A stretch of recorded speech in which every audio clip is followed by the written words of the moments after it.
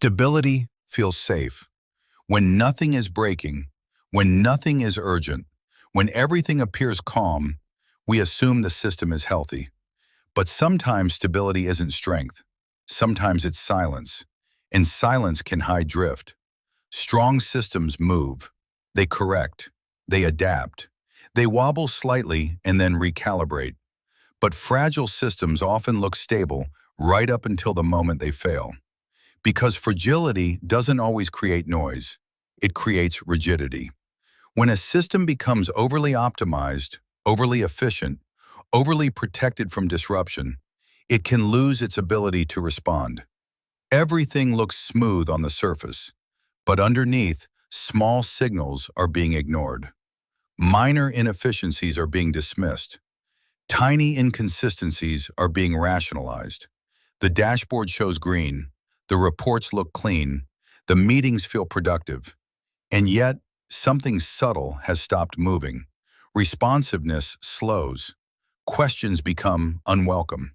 Feedback loops tighten. Correction becomes rare. Not because everything is perfect, but because change feels unnecessary. And that is often the first warning sign. Healthy systems tolerate discomfort.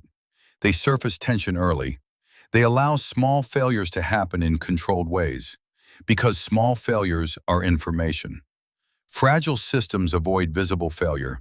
They smooth over cracks. They normalize delays. They quietly redefine standards downward to preserve the appearance of stability. Over time, the absence of disruption becomes the goal. And when disruption is avoided long enough, resilience quietly disappears. Then when something unexpected happens, a market shift, a policy change, a leadership transition, a cultural shift, the system struggles.